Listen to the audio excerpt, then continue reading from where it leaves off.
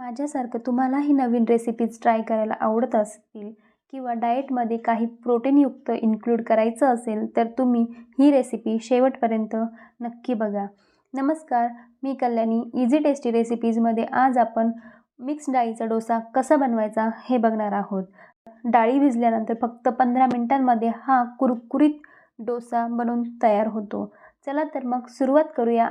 ही recipe बनवण्यासाठी इथे आपल्याला एका ताटामध्ये अर्धी वाटी मसूर डाळ, अर्धी वाटी सालाची मूग डाळ, पाव वाटी हरभरा डाळ आणि अर्धी वाटी साल नसलेली मूग डाळ घ्यायची आहे. तुम्ही साल नसलेल्या मूग डाळीऐवजी उडीद डाळही वापरू शकता. यानंतर 1 वाटी तांदूळ घ्यायचा आहे. इथे आपण तांदूळ कुठलाही वापरला तरी चालतो. आता आपल्याला या सगळ्या डाळी आणि तांदूळ एका भांड्यामध्ये काढून घ्यायचे आहे आणि स्वच्छ धुवून घ्यायचे आहे.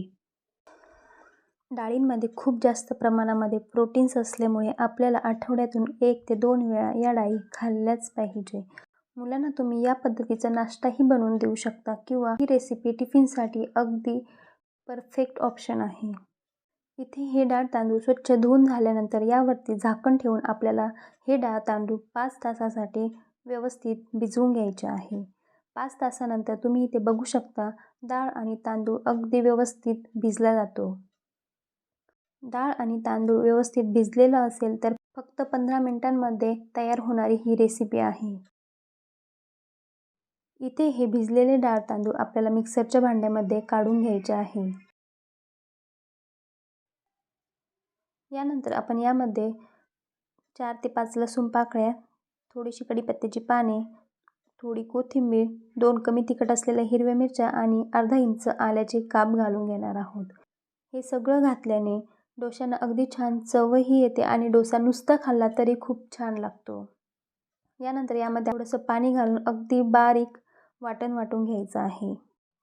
तुम्ही इथे बघू शकता आपल्याला हे डोश्याचं बॅटर अगदी या कन्सिस्टन्सीचं ठेवायचं आहे.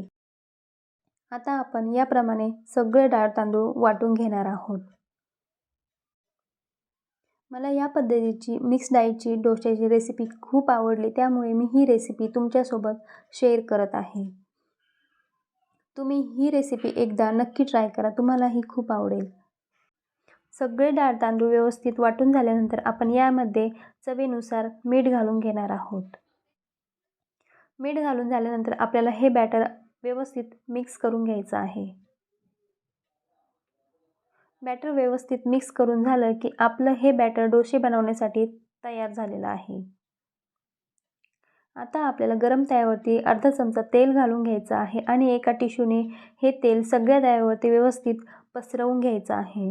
तुम्ही इथे टिश्यूऐवजी अर्धा कांदाही वापरू शकता. अर्धा कांदा घेऊन तो तव्यावरती सगळीकडे फिरवला की डोसे अगदी छान व्यवस्थित निघतात, कुठेही तुटत नाही किंवा चिकटत नाही.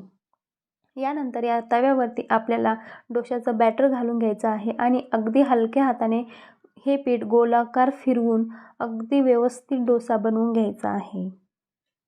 तुम्ही इथे बघू शकता या डोश्यावरती अगदी छान जाळीही येते आणि खूप व्यवस्थित हा डोसा बनतो. डोसा बनवून झाल्यानंतर यावरती आपण कढईने तेल सोडून घेणार आहोत. तुम्ही इथे तेलाऐवजी तुपाचाही वापर करू शकता. तुपाने अगदी कुरकुरीत डोसा बनवून तयार होतो. 2 मिनिट मीडियम गॅसवरती डोसा भाजून झाला की आपल्याला हा डोसा उलटवून घ्यायचा आहे. कधीही डोसा उलटवत असताना आपण डोश्याच्या वरची साईड थोडी कोरडी झाली की मगच त्याला उलटवणार आहोत, म्हणजे तो खालून अगदी छान क्रिस्पी आणि कुरकुरीत बनतो. इथे आपल्याला डोसा व्यवस्थित दोन्ही साईडनी भाजून घ्यायचा आहे. तुम्ही इथे बघू शकता डोसा खूप छान भाजून तयार झालेला आहे. याच पद्धतीने आपण बाकी सर्व डोसे बनवून घेणार आहोत. चला, इथे डोसे बनतच राहतील. आता आपण डोश्यांसोबत खाण्यासाठी काहीतरी चटपटीत बनवून घेऊया.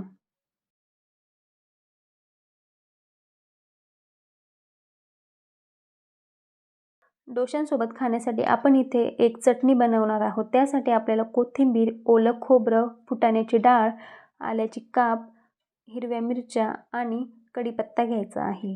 हे सगळं आपण मिक्सरच्या भांड्यामध्ये घालून घेणार आहोत.